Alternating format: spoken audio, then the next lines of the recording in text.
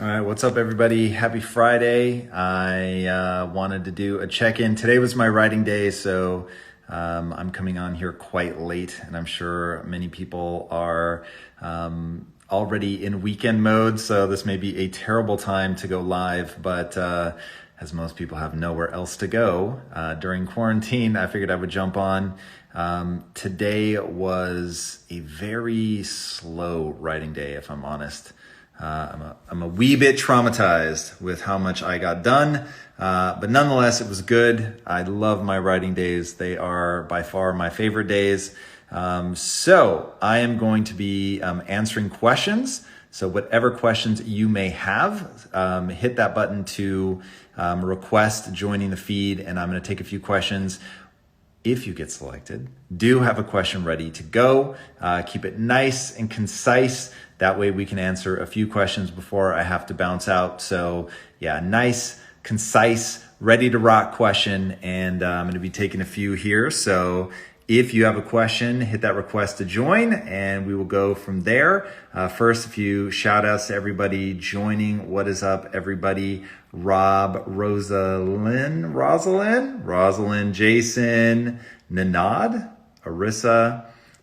What is up, everybody? Thank you guys so much for joining. What am I writing? I am writing a script for a comic book. So I have no idea what that just looked like on your end. So yeah, writing a script for a comic book. So our whole thing, we see ourselves as a media company. I know everybody thinks of us just as social, but we're about film, TV, reality, documentaries, obviously all the content that you guys know us for. And this is all, the reason the company is called Impact Theory is my theory on how to impact people at scale is through media and entertainment. So hence why I'm writing a script for a comic book that we will hopefully get translated into film or TV. So, all right, I'm going to start taking questions from you guys. Again, have your questions ready, keep them concise, and we will go from there. All right, let's see who we get today. Theoretically. I don't think I've ever had more trouble with anything in my life than getting that button to work.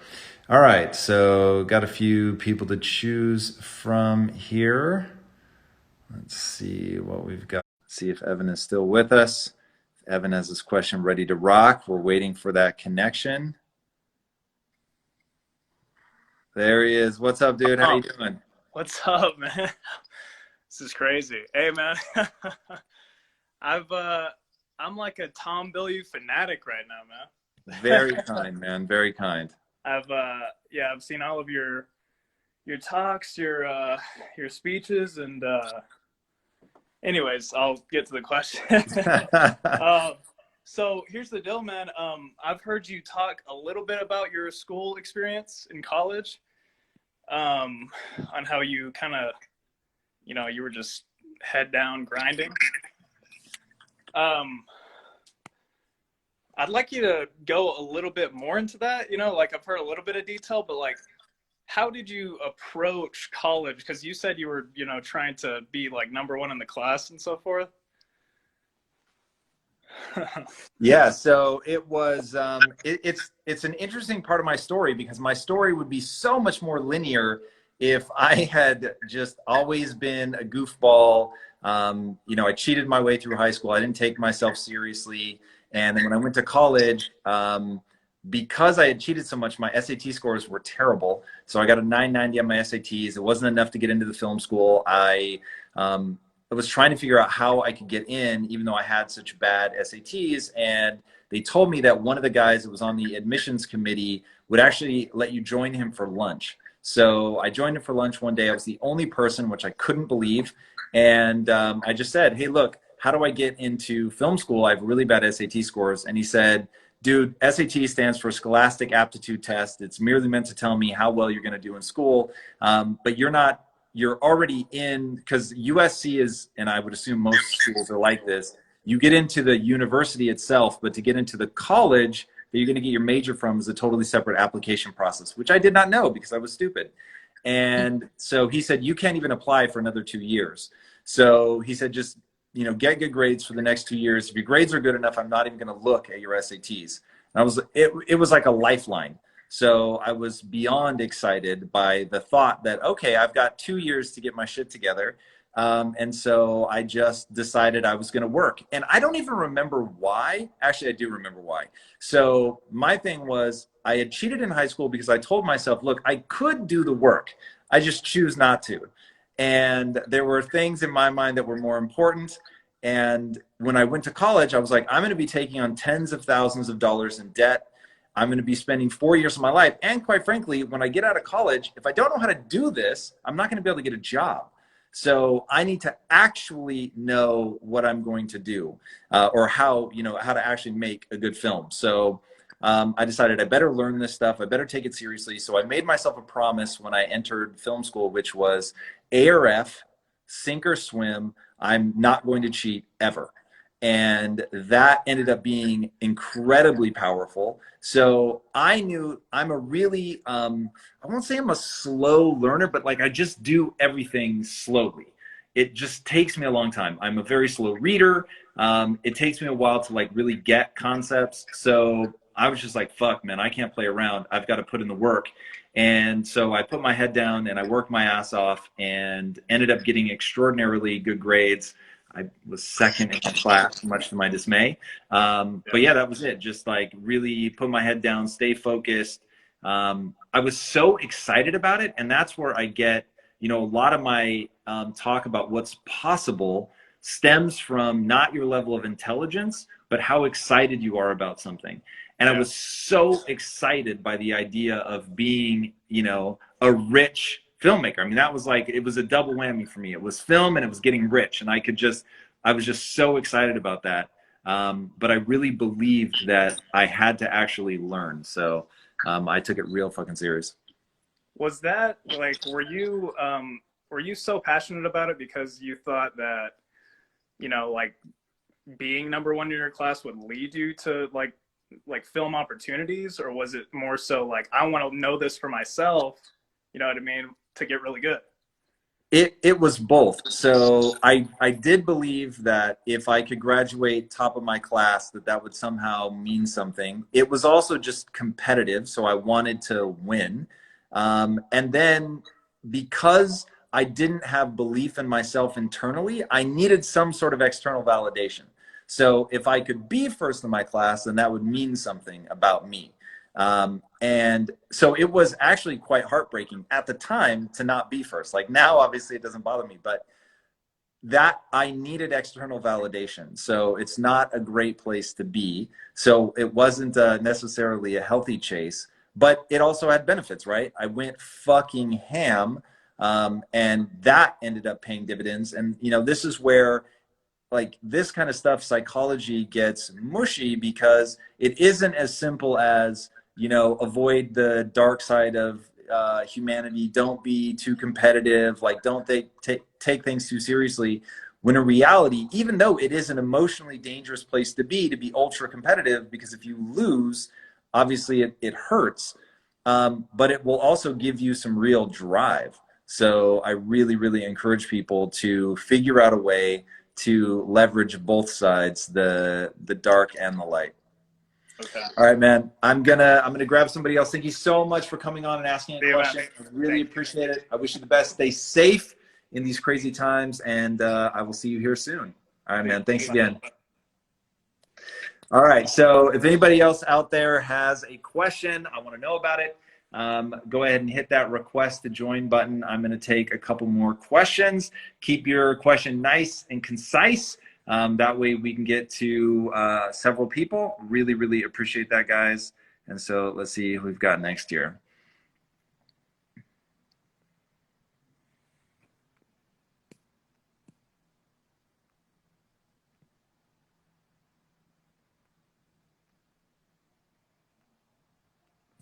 All right, Raymond, let's see what you got. Waiting for Raymond J. Hey, what's up, Tom? What's up, Raymond J? How we doing? How are you? Good. Can you see me? I feel like I'm a marshmallow or something. I can see you, man. Definitely. We've got some fog, but I can see you. Yeah, what's up with that fog? I don't know. Maybe it's all the work I'm doing. That must be it, man. You're steaming up the place. Thank you, sir, man. It's an honor to be here with you. Huge fan. I've been following you for a long time. You've influenced my life. You've influenced me to do what I do, and I'm a guide, a coach, a teacher, a consultant, and I'm really working to push myself out there and help people, especially in this time, with energy, attention, and love. My question to you is how, I look in your eyes and I could see that, man, I just know you got some depth to you, and you've manufactured that over time. And there's a core power about you that just resonates. And if people really look at you and study you, they can see the man you've become over time. How do you leverage that pressure, right? Because as you know, pressure makes diamonds. And I know some people look at stress as a bad thing. So what do? They turn themselves down. They say, you know what? I don't want that. But how do you manage to leverage your pressure to create the diamonds that you've created and just know that it's going to be a part of you on a deeper level, right? Does that make sense? Yeah.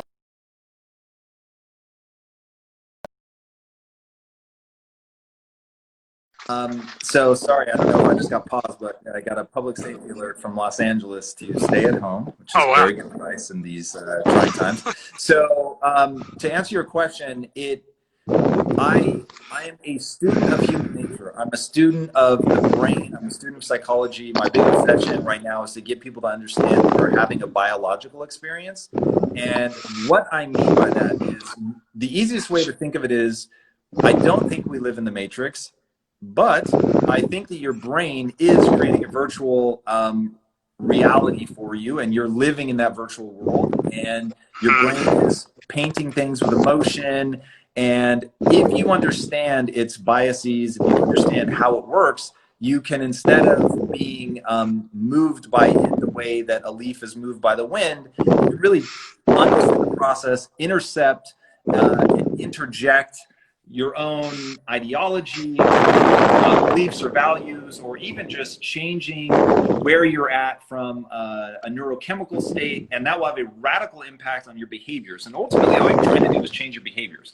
So if I know that, okay, the way that the human mind works is I'm going to plant something as a desired outcome, what you're calling pressure. I'm going to say this is important and I want to get there, and it matters whether I get there or not. It says something about me as a person or I don't get there, or helping somebody is so meaningful that I should strive towards that, whatever that thing is. And so if I then pursue it, I'm going to get this massive neurochemical rush that's positive, that I love, that I'm excited about. It feels good. I want to feel more of that. And then that just becomes a self-reinforcing loop, and vice versa. If I fail to do it, I will feel badly. And so I'm literally just leveraging the fact that humans move away from pain and towards pleasure, right? So I know that. And then I'm just going to ask myself, okay, well, what generates the pain? What generates the pleasure? And then how do I insert something that is an outcome that I want? So the most fascinating thing recently has been the way that I married, and I'm sure you know the story. So when I was 18 or 19, I end up big brothering for this kid in the inner cities. It ends up being an 8.5-year relationship, fucking totally impacted my life. But for years, I didn't think a lot about it. I was so fucking mired in trying to escape, becoming depressed and building a life that I would be proud of, and quite frankly, for years and years, just trying to get rich. And so it was like I had lost touch with all of that. And then flash forward 15 years later, I've got 1,000 employees that remind me exactly of this kid. They worked hard the way that he did. And now I'm old enough to understand it. I'm old enough to sort of wrap my head around and remember that.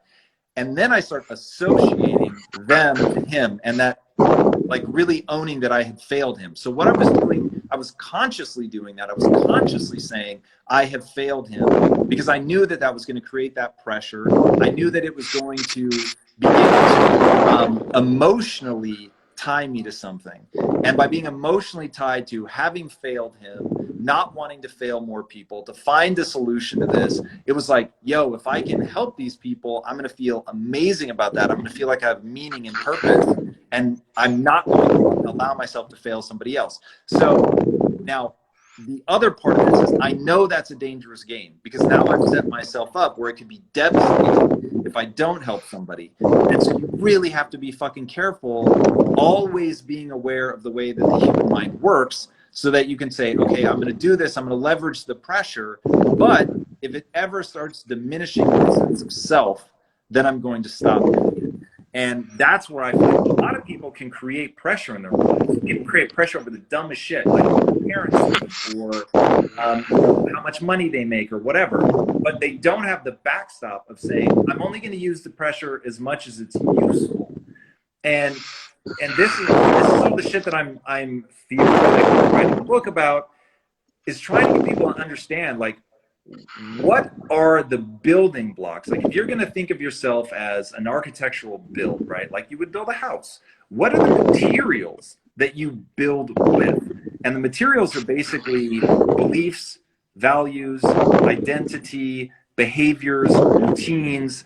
And it's like this whole list of things that you can control. Most people think beliefs are just recognition of something true, which is absolutely not true. They think values are truth, which again is not true. And you can slot in things in there. And if you're wise, you make the sort of guiding light of everything that you do in your life what is effective. So if you want to be fulfilled because you want to feel good, you want to love your life, then it's what is effective towards being fulfilling. And you guys have heard me talk about that ad nauseum, right? Build a set of skills that matter to you, that allow you to serve not only yourself but somebody else.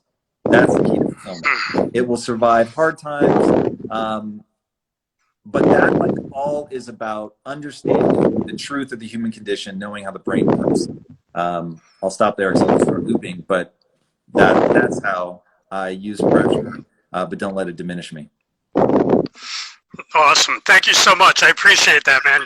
Absolutely. Phenomenal. Thank you so much for your question. I really, really appreciate it.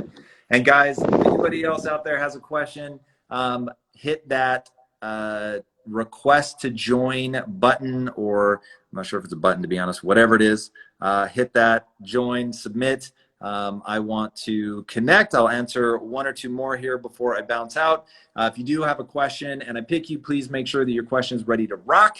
It's nice and concise. The first two people have been amazing. Thank you guys so much. Really appreciate that. And while those requests come in, I'll give some shout outs. We got, looks like Senzi, Pragya, what's up? Tori, Gareth, what's up, everybody? All right. So again, if you have a question, keep it nice and concise. And here we go. Let us pick.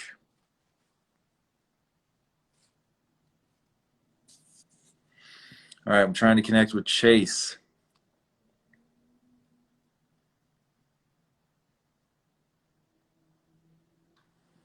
Nope. Chase was not about it. All right. He bounced on us. Anybody else? If you've got a question, hit that request. Hit that request. We just missed. Somebody wasn't having it. All right, take two here on somebody new. This is Todd. We're gonna have better luck with Todd. There he is. There he is. What's up, Todd? Hey man, how are you? I'm awesome. Good. How you doing? Good, man. I just woke up lazy morning. I actually was going to send you a message because I just bought this book the other day, which is your favorite one. Yes. So phenomenal. Just about to dive into this, actually. You will enjoy it, my friend, for sure. So hit me up. What's your question? Honestly, I just woke up and I just saw you live, so I just accepted it. So I didn't know I was asking questions. I just thought I'd try and go live with you. So, man, a question. I'm on the spot. My question is, during these crazy times, what do you suggest everyone does instead of just sitting on the couch and doing nothing? Because I know that you'd have a good answer for everyone that is at home right now, sitting on the couch and just diving into TV that should be diving into other stuff like reading that mindset book. Yeah. So, to me, the huge thing is everybody's life has changed in as much as if you had a commute, you no longer have a commute for most people. So right there, you just found some time. Now, more than I'll say like, oh, you need to go read mindset Mindset is a phenomenal book, and obviously it's my #1 recommendation. But in this time, the thing people really should be thinking about is, what do you love enough to pursue? Like, what is something that you can build some excitement around, that you could get jazzed up enough about, that you're really going to go after it? And this period reminds me, so there was a period when I first moved to England to be with Lisa. I didn't have a job, and I ended up regretting that time so much because I was out of work and I made zero use of the time. And it was absolutely fucking crushing on the other side of it to think, wait a second, I had this time where I could have been doing anything, man, writing a screenplay, which is what I should have done and finally did at the very end of the time that I had. But I had something like 3 months without a job, and I used maybe 4 weeks of it at most. And even that was, I was laying in bed for like 4 and 5 hours a day, every day. So with that time, the ability to build excitement in your life is one of the most powerful things that you could do. It is the thing that I feel like most people do not understand how to do. A question I get asked a lot is, how do I stay hungry? How do I stay driven post-success? And the answer is, I have the knowledge on how to build excitement. So I pick something that I want to put at the center of my life, and I build tremendous excitement around it.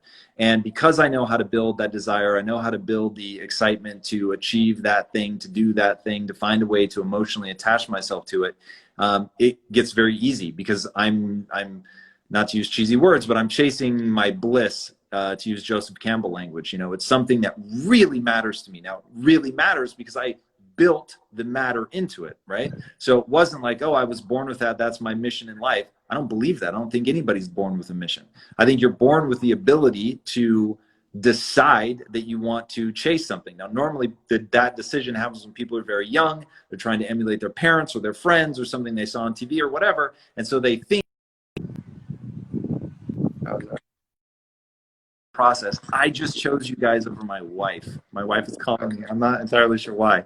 But there you have it. So that's what I would spend this time doing, is learning to build that desire, and yes, read and love on people. Take this time to fucking hug on somebody that is quarantined with you, not randos at this point, I'm afraid. No hugging, man. But yeah, that would be my advice. Awesome. Yeah, man. Thanks so much for that, and thanks for taking my live, man. I love all your stuff and appreciate all the content. You got it. Thank you. It's awesome. I love it. Thank you, man. Stay safe out there. Thanks, Tom. Appreciate it, man. Stay safe. All the best, and yeah, thanks for your time, man. You got it. Thank you. Take care. See ya. Bye. All right, guys, Lisa's calling me like a stalker, so I'm going to bid you farewell. But thank you guys so much for joining me. Best way to enhance your immune system: get sleep, get sun, cut out excess sugar and carbohydrates. Those for sure will help you a lot. Hugs are so underrated. Head body, I agree with you aggressively. Thank you again, guys, so much for joining me. I really appreciate this. I will be doing more and more and more of these, as we all obviously have a few extra cycles these days. So thank you, everybody, so much. Really, really appreciate it. Be safe. Love the ones you're with. Stay quarantined, and take care of yourselves. And I will speak to you all soon. Peace out.